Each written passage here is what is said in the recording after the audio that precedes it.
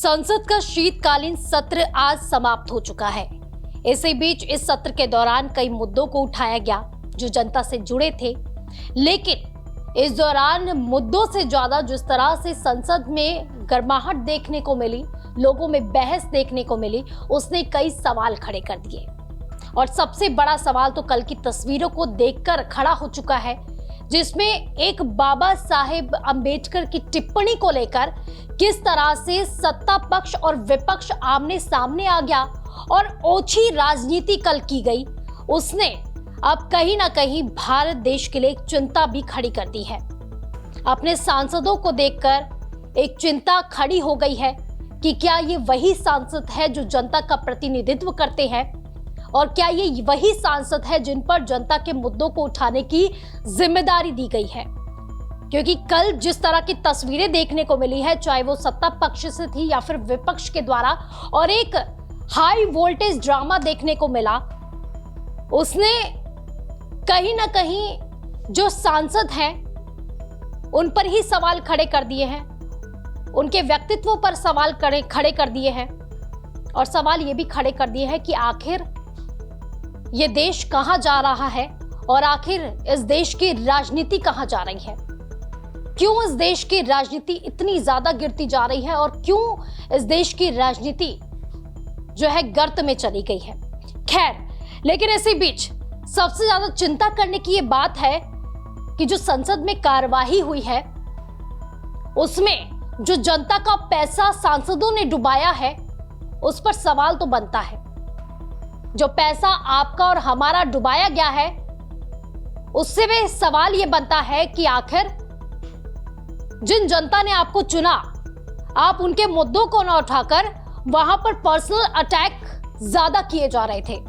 ना ही यह मुद्दा उठाया गया कि क्यों जीडीपी इतनी ज्यादा गिरती जा रही है, क्यों बेरोजगारी इतनी ज्यादा बढ़ती जा रही है, महंगाई क्यों बढ़ती जा रही है, और क्यों हम इंटरनेशनली भी इतना ज्यादा जो है रुपया गिरता जा रहा है डॉलर के मुकाबले, और क्यों इंटरनेशनली ट्रेड में हम लोग गिरते जा रहे हैं। कोई सवाल नहीं, लेकिन हाँ, पर्सनल अटैक्स ज्यादा से ज्यादा देखने को मिला।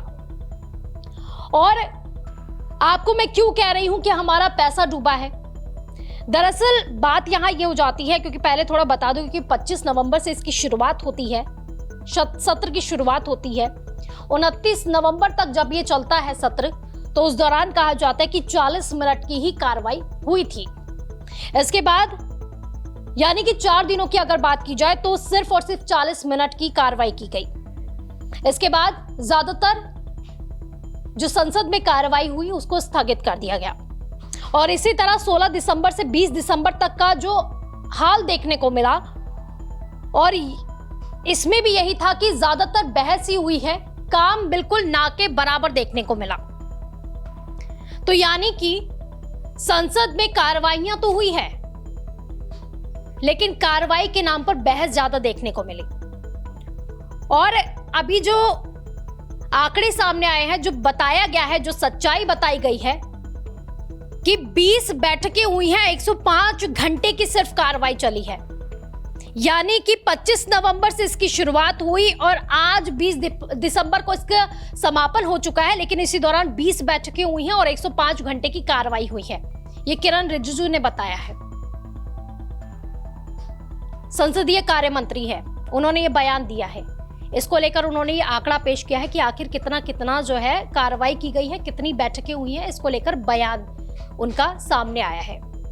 एक बार आपको भी ये बयान सुना देते हैं, इसके बाद हम आगे इस पर चर्चा करेंगे। इस बार कुल मिलाकर के 20 सिटिंग हुए हैं लोकसभा की और 19 सिटिंग राज्यसभा के हुए हैं। 26 दिनों का सत्र का पूरा समय था। तो यानी कि आपने बयान सुना कि किस तरह से किरण रिजिजू बता रहे हैं कि 20 बैठकें हुई हैं, 105 घंटे की कार्रवाई चली है। यानी कि इतने लंबे सत्र में बहस ज्यादा देखने को मिली और स्थगन ज्यादा देखने को मिला। और इस दौरान जो है सिर्फ और सिर्फ 4 विधेयक ही पेश किए गए थे, और पारित जो विधेयक हुए हैं वो शून्य के बराबर हुए हैं, यानी कि ना के बराबर विधेयक पारित किए गए हैं। 4 बिल कौन कौन से थे जिसे पेश किया गया था सदन में? यूनियन टेरिटरी लॉ संशोधन बिल था 2024, दूसरा था संविधान संशोधन बिल 2024, वहीं पर मर्चेंट शिपिंग बिल है 2024 और कोस्टल शिपिंग बिल 2024। ये 4 विधेयक हैं जो पेश किए गए थे संसद में, जिसमें से एक भी पारित नहीं हुआ क्योंकि बहस ज्यादा हो रही थी, विरोध ज्यादा हो रहा था और स्थगित होता गया संसद। तो अब मैं आपको बताती हूं कि संसद में खर्चा कितना आता है जो ये स्थगित होती हैं चीजें, क्योंकि सांसदों की जेब से कुछ जाता नहीं है, जाएगा तो जनता की जेब से। संसद में खर्चा कितना आता है जब हर कोई कार्रवाई होती है, उसमें खर्चा कितना आ रहा है वो मैं आपको बता रही हूं। तो इस बार की संसद 25 नवंबर को शुरू हुई, जैसे मैंने आपको बताया 40 मिनट की, 29 नवंबर तक सिर्फ 40 मिनट की कार्रवाई हुई, ये भी मैंने आपको बताया था। और 4 दिनों पे, लास्ट के जो 4 दिन थे, आखिर के 4 दिनों में संविधान में बस बहस ही देखने को मिली और एक देश एक चुनाव बिल पेश हुआ और धक्का मुक्की वाले कांड ने विवाद खड़ा कर दिया, जिस तरह से आपने कल तस्वीरें देखी है। और अब हम बात करेंगे कि अगर संसद नहीं चलता तो हमें नुकसान कितना होता है और इसमें खर्चा कितना आता है। तो जो ये संसद की कार्रवाई चलती है उसमें हर मिनट 2.5 लाख खर्च हो रहे हैं। आप समझ सकते हैं कि हर जो कार्रवाई हो रही है उसमें 2.5 लाख रुपए खर्च होते हैं और 1 घंटे के हिसाब से देखें तो 1.5 करोड़ रुपए खर्च किए जा रहे हैं। और सबसे बड़ी बात यह है कि जो सारा पैसा है संसद चलाने में इस्तेमाल जो हो रहा है वो आपकी और हमारी जेब से जो पैसा लगता है वो इस्तेमाल हो रहा है, यानी जो हम टैक्स के रूप में पैसा भरते हैं वो सब यहां पर संसद की कार्रवाई में इस्तेमाल होता है। तो यानी कि जितनी बार भी संसद स्थगित होगा उतना ज्यादा नुकसान होगा। और ये नुकसान सिर्फ और सिर्फ समय का नहीं है, ये नुकसान है आम लोगों की जेब से जो पैसा निकल रहा है उसका भी। और वहीं पर ये खुद जो लोकसभा के स्पीकर है ओम बिरला ने ये बात खुद कबूली है कि उन्होंने जब मॉनसून सत्र के बारे में कहा कि अभी तक का ये सबसे ज्यादा चलने वाला सत्र है, कि यानी कि जो मॉनसून सत्र हुआ था तो उसमें ज्यादा काम देखने को मिला था और कार्रवाई भी सुचारू रूप से देखने को मिली थी। ये खुद लोकसभा के अध्यक्ष ओम बिरला का यह बयान है। उन्होंने कहा मीडिया से जब वो रूबरू हुए, उन्होंने ये बात कही कि जो मॉनसून सत्र था वो ज्यादा चला था और यहाँ पर जो कार्य भी था वो सुचारू रूप से चल रहा था। और उन्होंने ये भी बताया कि कितने घंटे की कार्रवाई हुई, इसमें 115 घंटे की कार्रवाई हुई थी, 136% काम हुआ था।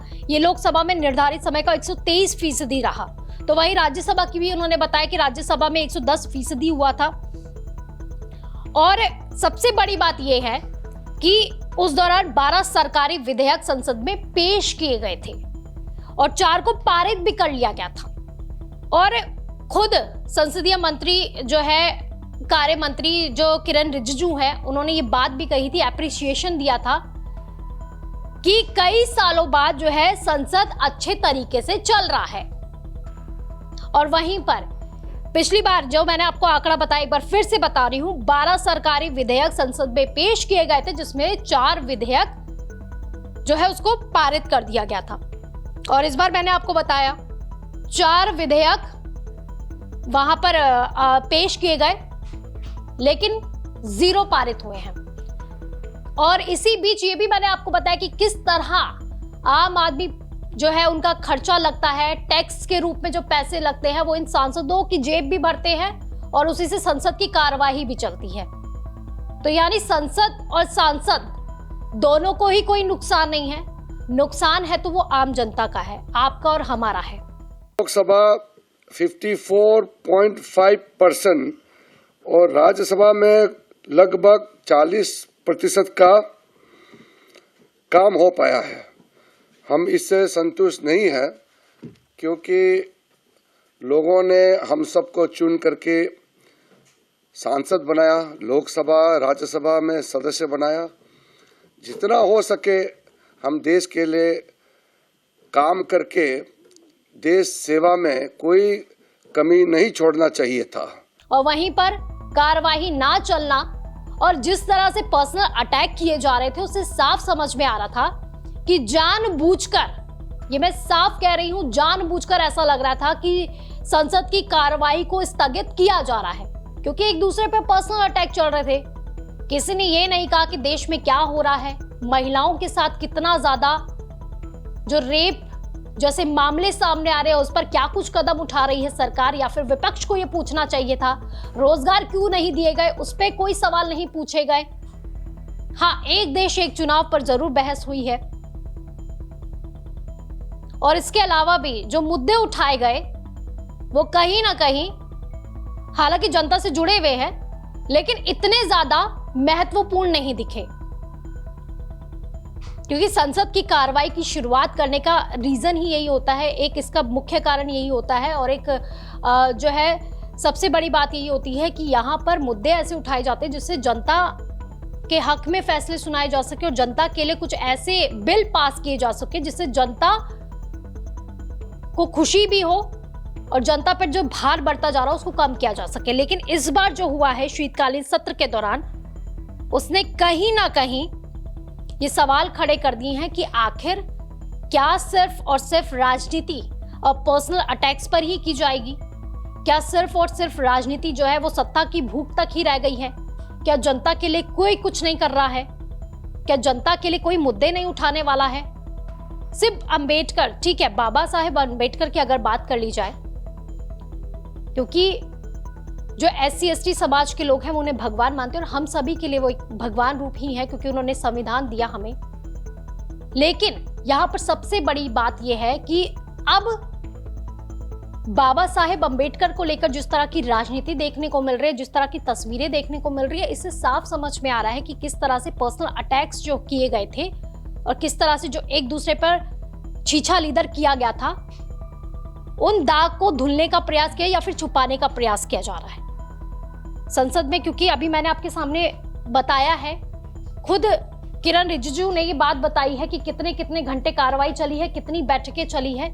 इससे खुद ही एक सवाल खड़े हो गए हैं कि क्या अब इस तरह की राजनीति देखने को मिलेगी हमें?